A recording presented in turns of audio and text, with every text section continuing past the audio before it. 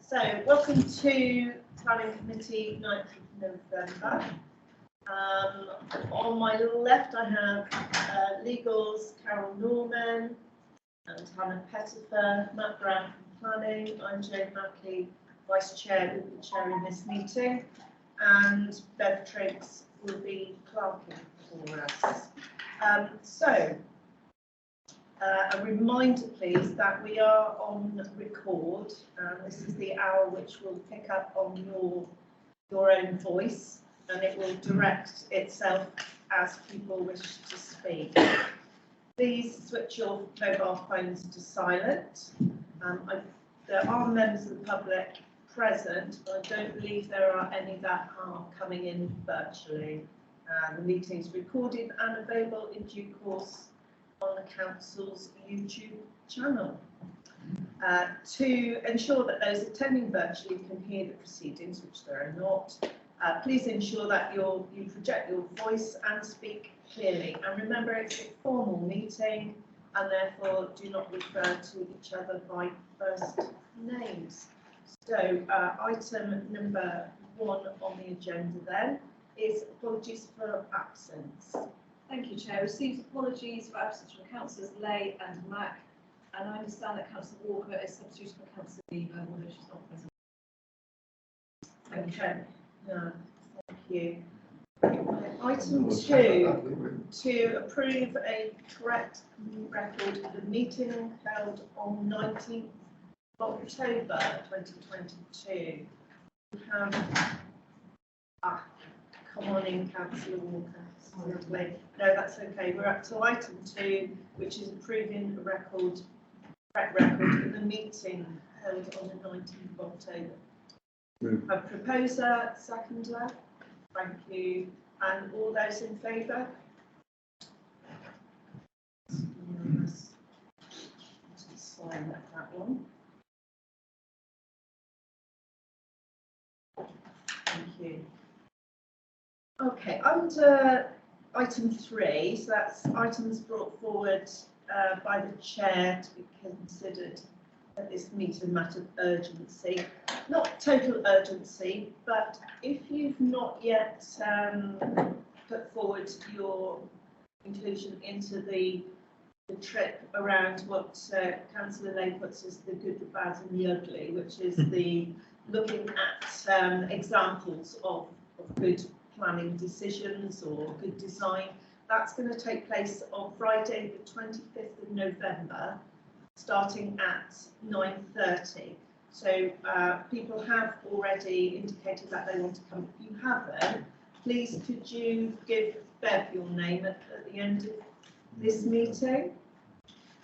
The other possibility is that we also need, before the December meeting of the Planning Committee, there's a possibility of another site visit. So we need a site visit to West Yelland, and Jenny Meekins is also asking other planning officers to see whether we can get a few more places to visit. We've not yet got a date on that, but you will be asked in due course if you can make another site visit before the December meeting. I think that is all on that one. So we move forward to agenda item 4, which is declaration of interests. I've received none, Chair. Thank you. Item 5, to agree the agenda between Part A and Part B. There is no Part B, so we continue. So we move into item 6 and 7. We're treating them as two. We have one presentation, but we will have two separate. They're being as two separate applications because of the listed building within item 7. So we go over to Matt Brown for the presentation, please. Thank you, Chair. As you quite correctly said there, we've got two applications here. One is for planning permission, the other is for listed building consent. And I was going to wrap this up in the form of one presentation, if I may, and we may have a different recommendation for application. So if we start with taking us through application 75690, which is the one for planning permission.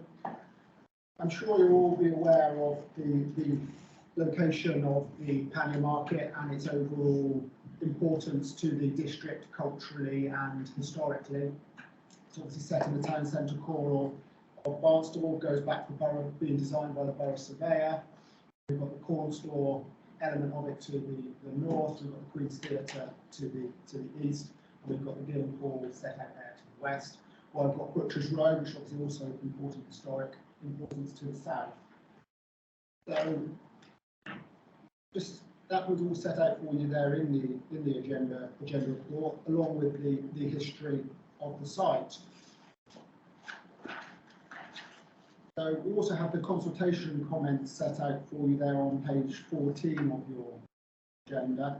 And I just wanted to draw your attention to the latest consultation comment there from the Town Council, where they're endorsing the principle of the internal amendments, but they do have concerns about the pavement width. And of course, we then move on, looking at our consultation responses. We've had concerns from the Highway Authority. The Conservation Officer has set her store out there for you, and I'll come on to that in more detail when we get into the officer considerations. We've had a number of comments from members of the public as a result of this scheme. Some of them being market traders, some of them being more generally interested in the development.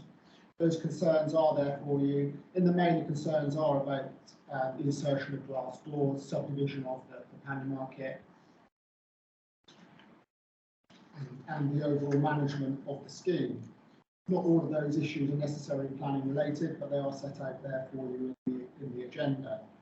So then moving forward, what we're looking at here is application for planning permission, which will bring in new doors to the Butchers Row elevation of the site. At the moment they are timber, we're looking to alter those, and that will be a combination of glazing, opening outwards or sliding. We're looking at bringing in partitions within the main Panmure Market itself. So if we move on and have a look at the plans, the computer will hopefully catch up with my pressing in a second. So they're setting this a little bit more in context for you again. We've got the Guildhall out here on the west, Panmure Market itself with the Market Street running through the middle, corn store out on the north. So like I just intimated a minute ago, we're looking at some doors into Butchers Row being amended. We're looking at some gates on this end of the Panmure Market, and we're also looking, which is causing, is the element which has raised the most comment, is the potential partitioning in the central area. We're looking at repairs on the corn exchange in terms of louvers, and we're looking at new doors as well in here, which will be a combination of timber and glazing, and which will be of benefit to the operational market is this store area, which is proposed on the far eastern side of Butterley Queen's Theatre. So just moving that forward, we have some more visuals here for you, which shows the potential new gates and the subdivision in the middle, and the store on the end with a 3D view of that below. This is showing the subdivisions of that.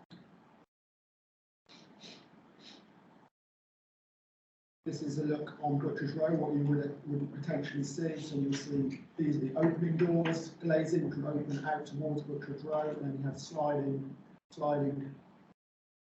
glass doors, and you also have the retention of the timber doors there, which will retain the historic. Where the doors open out over the pavement, this is where this proposal seeks to introduce some planters, which is an example in the top right there for you, along the board of the Panmure Market, so that the doors don't open over the pavement unsafely.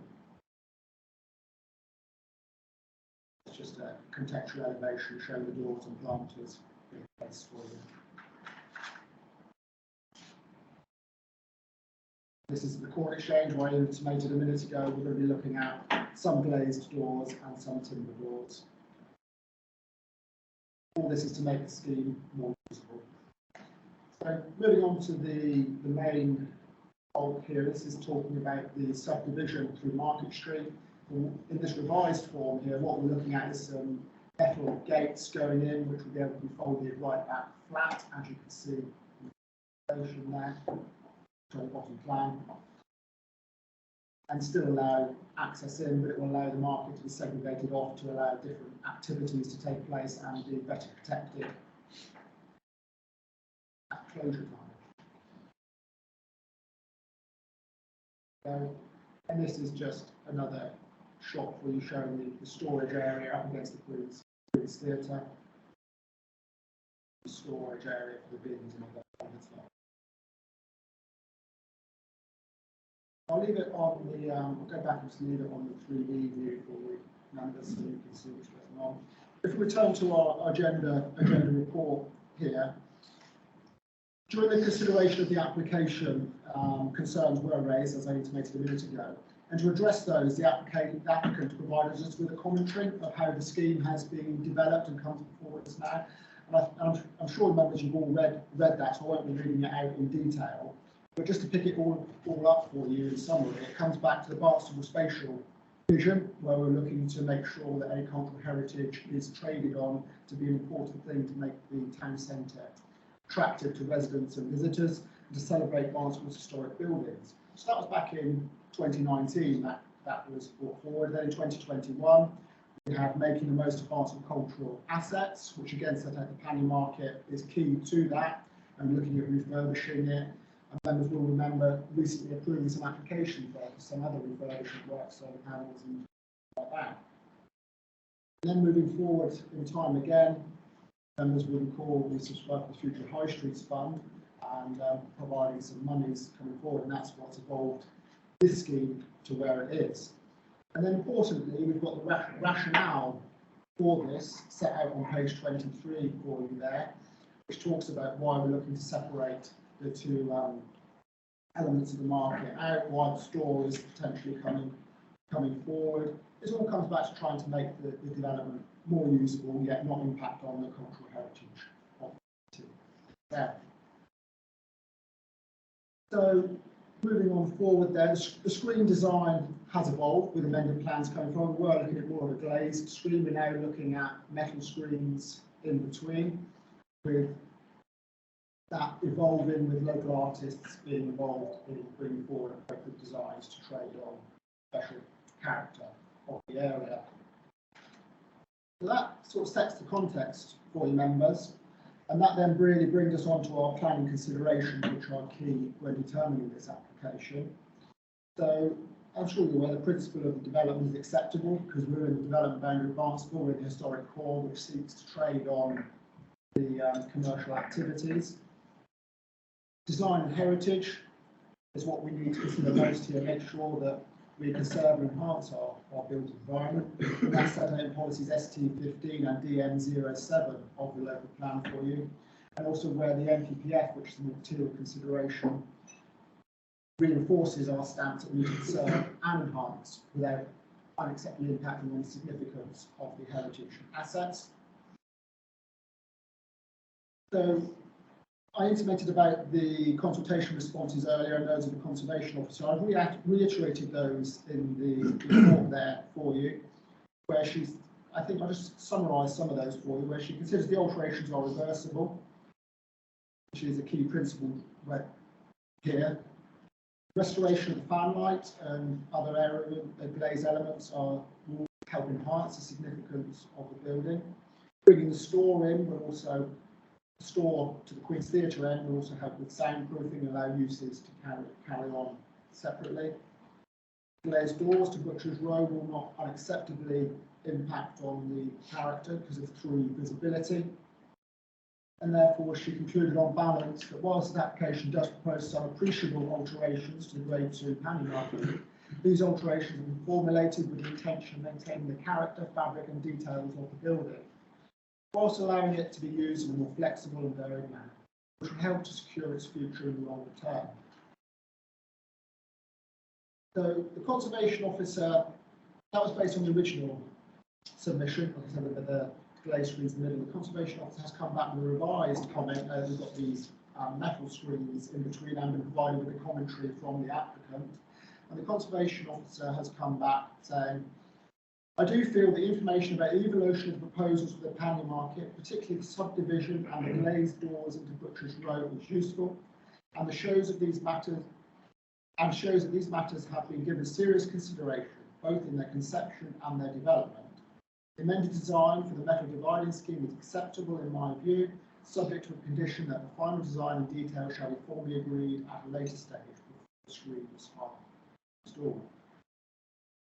So I think, members, my conclusion on the heritage issues is one there that we should be looking to support the scheme because we will not be significantly and demonstrably impacting on the heritage asset. So just looking at the other issues we needed to consider here, amenity. I don't think we think this is acceptable in terms of this scheme. Ecology, again, is noted there. We don't think it would be unacceptable in terms of protected species. But that then brings us on to the highways issues. And members will have read in the agenda report there that the Highway Authority were raising concerns about the scheme, but we thought there would be a solution. The concerns related to the doors opening out over the pavement on Butchers Row.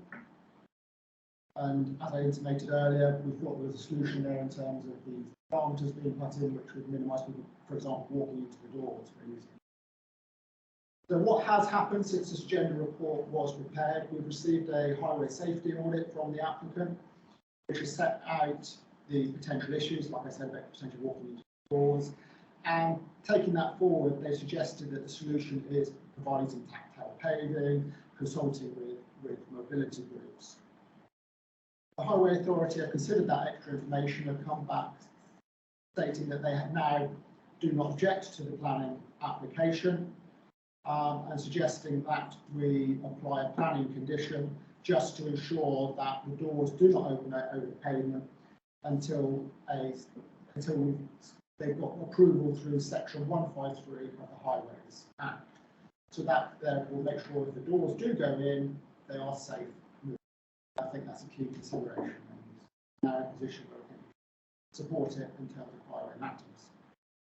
So therefore, drawing all this together, I think we're in a position where the recommendation is one of approval, which I would like you to delegate to the head of planning, housing and health to secure, because I think we just need to finalise the conditions in terms of ensuring we have the correct plans listed in the decision notice. And I would like to revise the condition 3 there in terms of making sure it is safe in terms of section 153 of the Highways Act, not opening out over the doors open and pavement safely. And I would also like to add in a condition that we receive details of the gates at the internal segregation gates. So therefore that is my recommendation to you members on the basis. Thank you, Chair. Thank you, Matt Brown. Right, we have 2 representations for these applications. The first one from a member of the public, which the clerk will read out. Thank you, Chair. So we received an email from Jonathan Rodney Jones stating, Dear Sir, Madam, I wish to object to the installation of the glass doors proposed for Butchers Row side of the Tanning Market, application number 75690. That comes before the Planning Committee on the 9th of November. My objection is twofold: practicality and aesthetic. Practicality, I will support the comments already made by Barnstaple Town Council and Devon County Council Highways in that the outward opening doors and the planters impede and narrow the pavement to the detriment of the general public, and most notably those with a visual impairment. This will not be an issue within the hours of pedestrianisation, but will be at all other times. The normal usage of the building involves the transportation of goods via these doors and is robustly accommodated within the wide brick edged arches. By reducing the width of the entrance and edging it with glass, the new doors are likely to attract regular damage and expense. Also being next to soil-filled planters, there will be an ongoing issue of cleanliness. Given their location and susceptibility to being kicked, they are likely to attract vandalism and so incur further expense. Aesthetic. If the town is to achieve its aim of regeneration by capitalisation of its heritage and cultural assets, it is critical that we make the most of what we have. The proposed new doors are of a style and material not in sympathy with the Grade 2 Town Revival Victorian building. As it is, the facade is visually clean and strong. Doors will create unwelcome reflections, and the planters will hide and disrupt the facade where it has most impact at ground level. If the planters are built as proposed, they will have the potential to increase trapped damp against the historic structure and require the cutting off to the low portion of the traditional drain pipes. Summary: this application has undergone several evolutions in design, which I congratulate the council for, but I strongly feel the proposed glass doors will prove to be a liability whilst degrading the facade of an important key town building. The structure would be equally well draft-proofed by the restoration of the existing wooden doors, fitting them with brushes that act against the inner wall, thoroughly servicing, repairing the running gear, making them easier to operate at a fraction of the cost, and no loss of originality. Thank you, Chair. Thank you. We also have Alistair Jackson, architect. If you could stand and make sure that the Alistair will pick up your voice. Johnny, can we have Yeah, a you- few hours yeah, till we help came us. into the light? That'd be lovely. All right, yeah. Thanks. My name's Alistair Jackson from Office of Architects and Agents for the application. The planning application aims to modernise the market, enhancing the cultural asset while protecting and enhancing the existing fabric. We've already secured planning permission, as mentioned, for the planning market, which includes provision for photovoltaic panels on the roof, installation of the corn store, and refurbishment of the public WCs. Through extensive stakeholder engagement, the scheme of the planning market in Cornstone has been developed with NDC's team and involves, I've got a list of 7 or 8 items, but I'll concentrate on the ones we've been talking about. So the new glazed doors to Butchers Road, they'll provide a visual connection between Butchers Road and the market and provide accessible entrances whilst restoring the existing timber doors. We have looked at weatherproofing these doors, but it's proved hard technically to do because of the nature of the doors and the levels of the floors. The external planters will protect pedestrian movement in and out of the market, whilst maintaining a safe route along the pavement. This will be developed as the design for the pedestrianisation is finalised, including tactile paving. The glazed doors themselves will be robust and tough and glass. They're used extensively on shop fronts and other similar installations. Part of the application also includes external renovations of the cleaning brickwork, painting of the Guildhall, and better connections through to the High Street through lighting and signage. Interior renovations, redecoration of the whole market, low energy lighting, Wi-Fi. We've repositioned the market office into a more prominent location where the previous cafe was, and we're introducing lettable meeting rooms. As mentioned, we're restoring the fan light to the Guildhall, jet washing the floor. The proposed gates along Market Street divide the market into 2 flexible spaces with additional gates into the Guildhall. Following stakeholder consultations and comments, we have replaced the proposed glazed doors with folding metal gates. These gates will provide security while retaining the public right of way. They will allow the market to be temporarily subdivided for special events whilst maintaining the visual integrity of the space. The design of the folding gates will be developed with local artists and fabricators. Also, other elements, the trader's store against Queen's Theatre will maintain a practical market function, primary function, and will also include wash-up areas for food traders. New wall will improve acoustic separation from the Queen's Theatre, facilitating flexible use of those spaces at the whole market.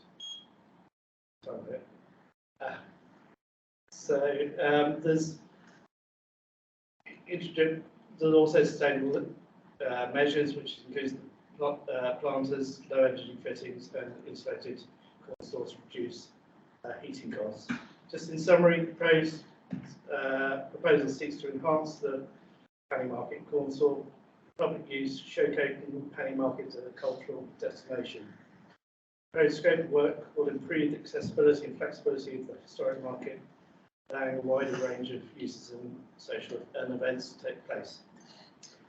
Works will make a highly valuable contribution to the local community, both financially, socially, and in terms of reviving a valuable heritage asset.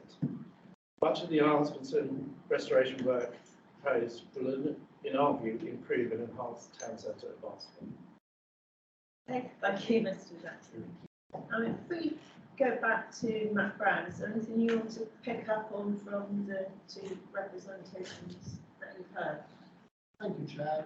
Only thing I would say, I would just point out, obviously, the conservation officer has considered the glazed doors issue, and I think it's put her conclusions there quite succinctly, as I read earlier. So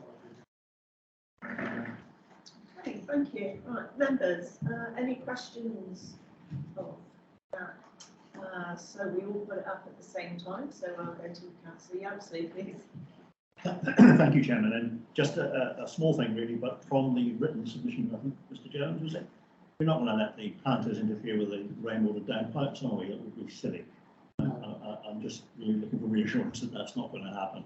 I think the glazing of the doors will provide connectivity and light. I'm much in favour of it, to be honest. So I'm in favour of the application with that one point being cleared up. Thank you.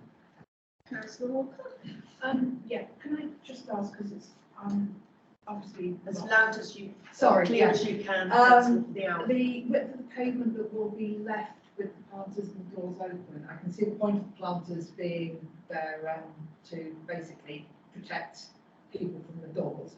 But what width of the pavement will be left after that, and will Butchers Row be raised to take into account there is the pavements have been narrowed? During discussions, the width was between 1 metre and 905 millimetres. The Highway Authority, following the safety audit, are content with the plans we have before us now. So the Highway Authority. Any overall changes to the surface in Butchers Row doesn't form part of this application. That may well come forward through other mechanisms, whether that's through the Highway Authority. 900 millimetre exceedingly tight. Chair, I just wanted to, in response to Helen Walker, yesterday we had a Barnstaple Regeneration board meeting, which includes all the public sector, private sector partners, stakeholders in the town. And it was a really positive meeting yesterday, fully supportive of this, but also we started the process of being consulted on some of the roadworks and the changes that hopefully are going to turn Butchers Row into much more pedestrian friendly. And there was a strong feeling, I'm looking at SJ, that from that group, that we really have got to move forward in terms of controlling more vehicles. You know, if we're going to make this thing work, we need to get a lot of the heavy traffic out of the town centre. So hopefully we can move that project forward in parallel. But I think there will be some plans coming forward that will show Butchers Row as a super, so that it will be a pedestrian friendly area without narrow pavements. The whole place will feel like it's a pedestrian area. I think that is the intention of SJ, isn't it? So I know, and there will be planning applications coming in hopefully very soon. Deal with all the issues. Thank you, Councillor Price. That answered some of the questions that I had too, which was whether they considered bringing the pavement out, and as it was all being pedestrianised, but that is obviously separate. The other question was, why are not all of the windows or the doors automatic? Why have they got to come out? That must have come out at some point. Is the answer to that one? For aesthetic reasons. I think in part, it's to do with costs. It's part of it, I think. But then also the doors to the fire exits will be automatic sliding, whilst those to other arches will be manual swing doors. It's not practical to put glazed. So yeah, I think it is partly to do with cost Right, moving on, councillor Davis, any Yeah, just- questions? Thank you. Just to come back on that, I think you may have answered, because on page 19, you've got the different details. The centre one is a sliding door. So my question would be, why can't they all be sliding, and then you don't need the planters and you haven't got door leaves flapping around? Purely about cost, that's a cost decision to make. How many of these doors are we expecting to be open at any one time? Might be unknown. And also, I think the representation raised an interesting point. Do we have the details of the glass specification, the opacity, the reflectivity? Because that will change the dynamic of what we're looking at night and during the day, or is that subject to condition? Thank you. Yeah, that's a good question. That's what I was thinking too, but I imagine that would all go to delegated. In terms of how many doors will be opening, I'm not aware of that, because that will be a management issue for the market day to day, whether they have them all open or not. Risk assessment or use is. In terms of reflection and glass specification, I have no details of that, and that's not something I've looked to recommend as a condition. But I'm in members' hands if they wanted a condition to that effect going on. I think it does make a big difference. So I think it would be wise that that's controlled.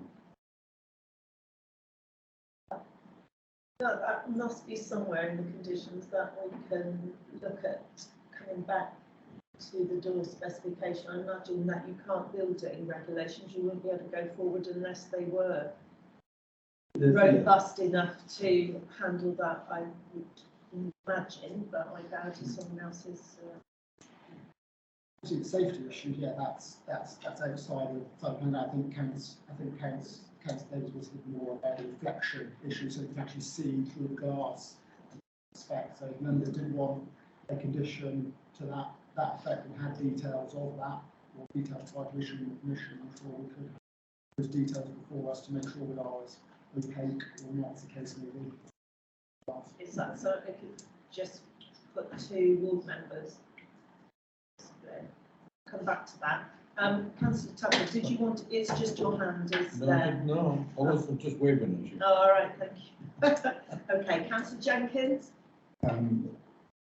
Chair, the design pictures that we've seen there, it begs the question why the glass doors don't open inwards, which would obviate the need to put planters and narrow the pavement. I would imagine it's some safety aspect for all those being inside, but do we have an answer to that one? This is a solution that's before us. I understand it is part to do with fire evacuation. Yeah. And also the maximising space inside the market. If there's a lot of people in there or storms, it's going to reduce the space available internally. But there are 2 side panels, aren't there, with the moving doors in the middle. Those doors can swing inwards and back. The exit would not be blocked in any way, I would suspect. I would suspect that if we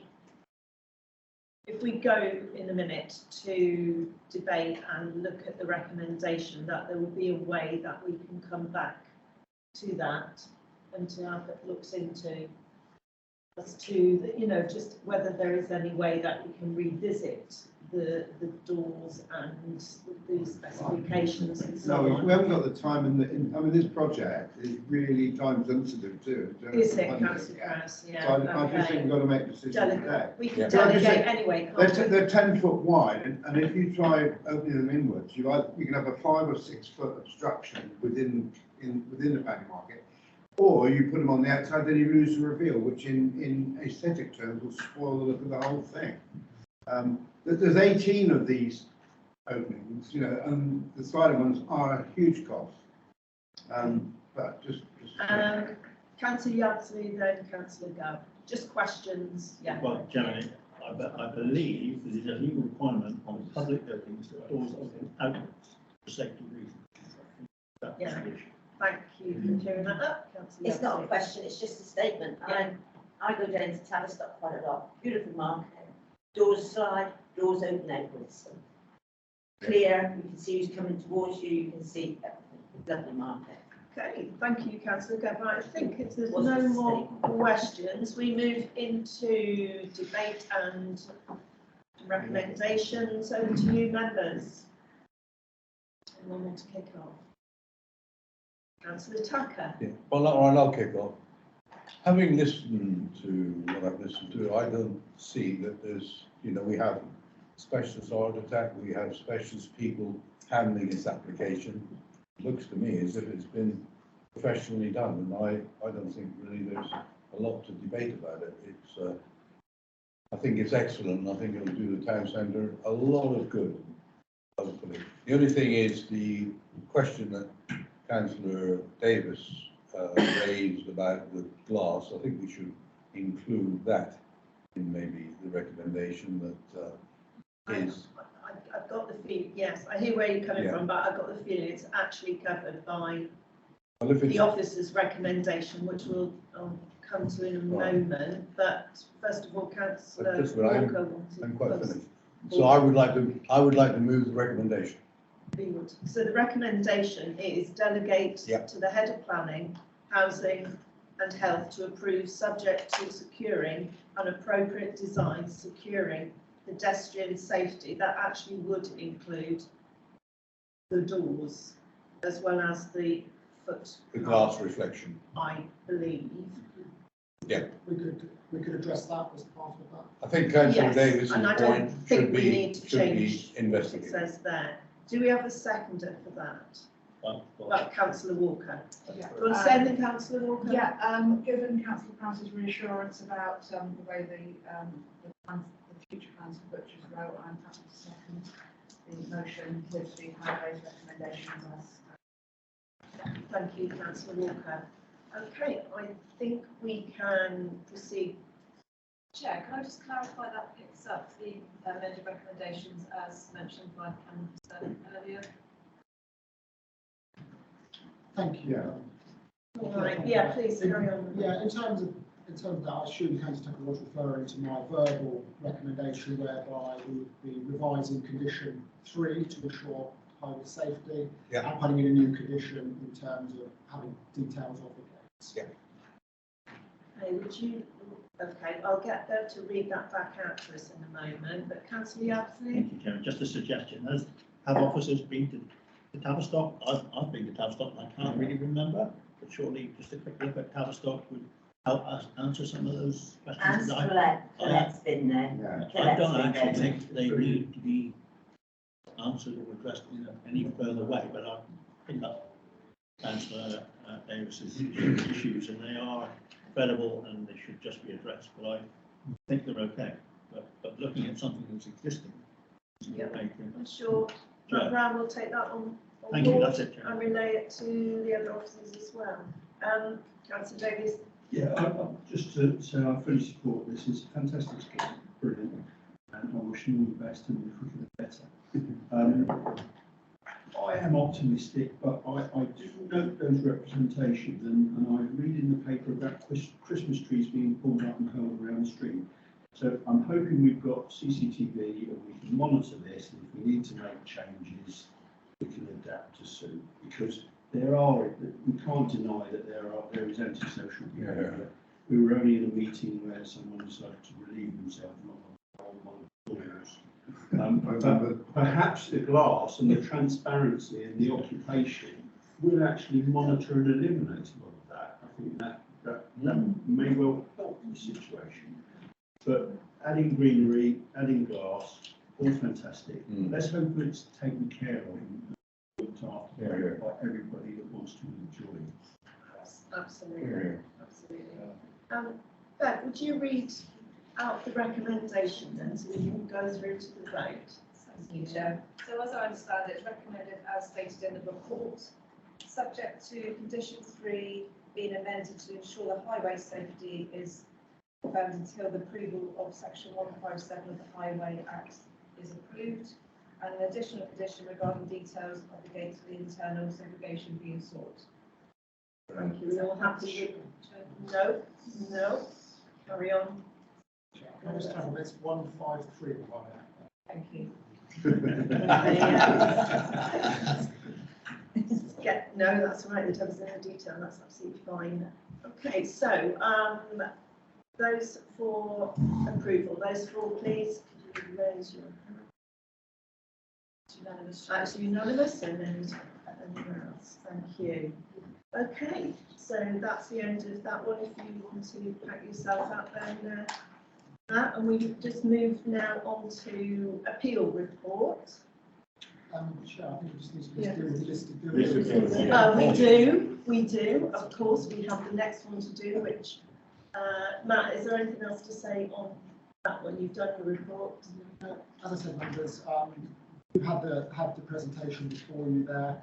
In terms of the recommendation, in terms of this one, again, it would be a recommendation of approval as set out in the agenda report there, just allowing us delegated authority to ensure that the conditions are correct in terms of the plans, and adding in that extra condition with regard to the segregation gates and screens.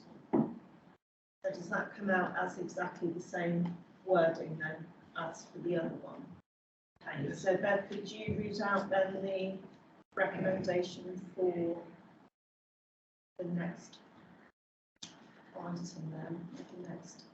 So, just to clarify, is it both the amendments? No, just the additional conditions, and that's. It's just the additional, additional not the 1.5. Yeah, so it's recommended, so I delegate to the head of planning, housing and environment to improve, subject to securing appropriate design, securing pedestrian safety, and an additional condition being included regarding the provision of the details of the gates for the internal segregation being sought. Okay, do we have anyone to move that, please? Councillor Walker, second? Yeah, absolutely.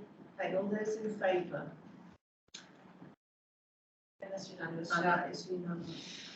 Thank you. So we now have just move on briefly to the appeal decisions. And we have Morto Woolacombe. Will Ward member like to say anything on this? It's not here. Not here. Anyone else who would like to make any comments on this decision? I think this is an appeal that's very difficult to understand unless you actually look at the application and spend about an hour and a half looking through it. That's why these reports are fine, but they don't actually, we could do with a bit more of an overview of what. Does that make sense, Matt? Yeah, I see. I think it'd be good if I could bring the plans up on the screen and we talk through it if members wanted to go to that extent. Yeah, this was an interesting appeal decision. You're sort of reading it and you think it's going one way, and then you get to the end, it's gone the other way because like one of the Trump speeches, but yeah, if members did look at the plans on this one, then they help them understand the concerns that the authority raised. What I found interesting is that before, if there's been a single dwelling that has been approved of, quite often officers say, well, that doesn't, it doesn't make any difference to the 5-year land supply, we're only looking at majors. But point 30, it said, I consider that a single dwelling can make a readily deliverable, valuable contribution to supply, even in the context of a modest acknowledged shortfall. Therefore, this is a public benefit that weighs heavily in favour of the scheme. So in that case, they're saying that everyone counts, and they're applying that to one dwelling. Where does it sit in terms of development land then? It's right there in the In the centre of it, isn't it? Yeah. So there's no issue on that account. No, it all came back to the detailed design and the elevation of the site. So really, I was saying, Chair, is that 5-year land supply wasn't the pivotal reason, but he's added it in. Looks like to me. Yeah. And we think planning inspectors are at the moment in a very difficult position knowing what to do with planning laws keep on changing, so they don't probably know the answer any more than anybody else. So they put it in regardless. Regardless. Right, that seems to be the end of that, but Councillor Yelsey wanted to speak. We haven't closed the meeting yet. Councillor Yabsley wanted to. Thank you very much, Chairman, and thank you for the opportunity. And members, I just wanted to say thank you to all of you who were at the last meeting and put up with me arguing with the developer. And we have a site meeting with the developer and a medical practice on the back of that tomorrow. And a plan that shows us an additional parking space in 2 blocks and an additional lump of land, which seems more than we asked for, but the final, obviously the final ceiling of that will be at tomorrow afternoon's site meeting. So I just wanted to update you. Thank you for your support for the community. We got that right. And that extra land is possibly for the extension. Absolutely. Extension, which is most important. They squashed back the substantive. There you go. Achieve it, sir. Designed by Thank you. committee is the way forward. Thank you, Councillor Not always. Yabsley. On that positive note, I close this meeting. Thank you.